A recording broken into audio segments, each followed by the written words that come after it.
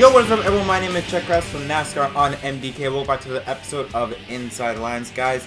Another race of the eNASCAR Pro Invitational iRacing Series just wrapped up from the virtual Dover International Speedway, and it had added another chapter into the rivalry between Byron and Timmy Hill in terms of the eRacing side, and Byron got out on top. Let's go over what happened from today's race. So it started with 𝘼𝙗𝙙𝙬 on pole position. Now this was because of a field being inverted, or something happened from Talladega that inverted the field that they made the starting grid. So while Chastain started on pole, he didn't start on pole because he had a fast lap. It was just due to the field being inverted or something like that. I'm not really sure what happened, but he started on pole and actually led a few laps up until lap 8, where we saw one of the usual suspects that we expect to do well, Parker Kligerman. He was able to get by 𝘼𝙗𝙙𝙬 to take the lead on lap number 8. And it would be a day filled with many cautions. Lap 14, the first caution would come out. Suarez gets loose off of turn 2 and collects Matt DiBenedetto on the 21, the 49 car of Chad Fincham, and the 4 car of Kevin Harvick. That would not be the only time he'd be involved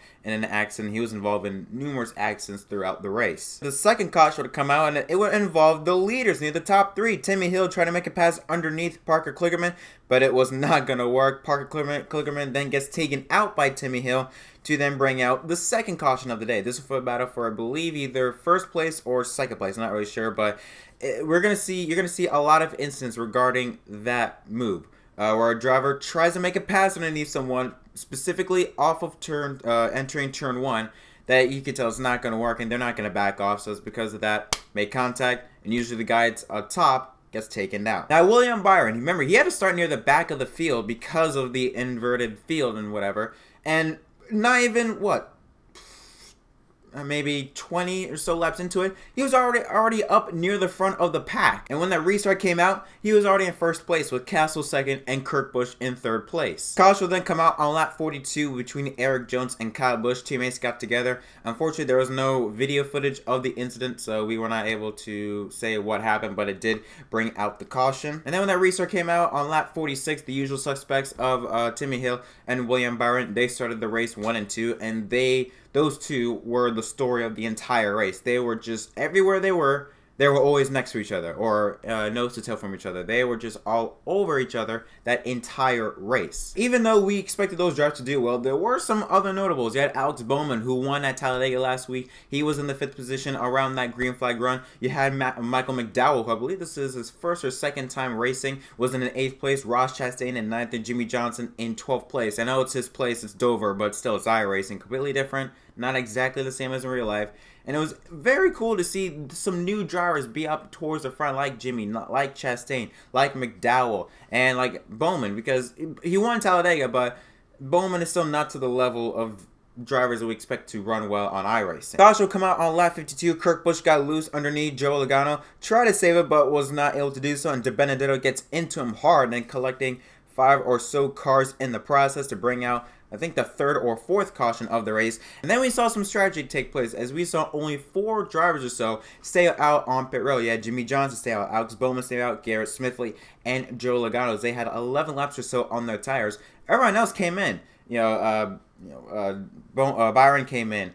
Who else? Timmy Hill came in. Everyone else started 5th or 6th on back. So and for a track like Dover, where it's very reliant on tires, they were not able, the top 4 was not going to be able to stay out in front much longer. And further showed us that they're just 3 or 4 laps or so, Byron and Hill just blew by Bowman, Johnson, Logano, all those drivers, and was once again back 1 and 2. And the 5th caution will come out. J.J. Yeley blows an engine on the back straightaway right in front of the traffic, and unfortunately collects Christopher Bell, who then collects Kyle Busch, Tyler Reddick, Daniel Suarez, and a bunch of other drivers as they create a massive accident in the middle of 3 and 4. Restart with 74 laps to go. Timmy Hill this time gets to jump on Byron, but that would not last so long. 1 lap later, the 6th caution would come out as Jimmie Johnson would get loose off of 4 and collects Chris Busch in the 17 car, who then slams into Parker Kligerman entering 1 to bring out another caution, the 6th one of the day. And then things started to cool down.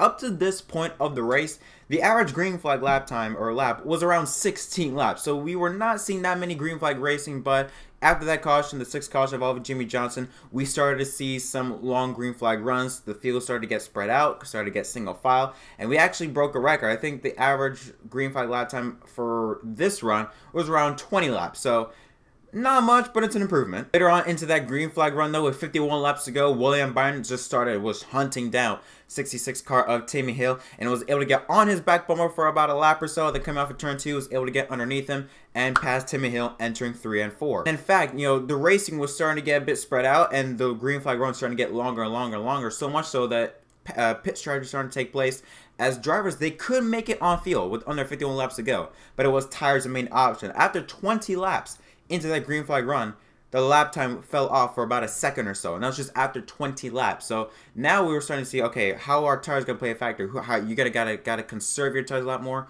Who's gonna be able to do that? Denny Hamlin said in an interview, like a onboard interview with 𝘧𝘀𝙀, on how he was going to be able to save his tires, because if it was going to be a green flag run for 51 laps to the end, you want to make sure you don't use up your stuff very early on, or else you're going to be done for the remainder second half of that race. But because it's iRacing, we were never going to see that.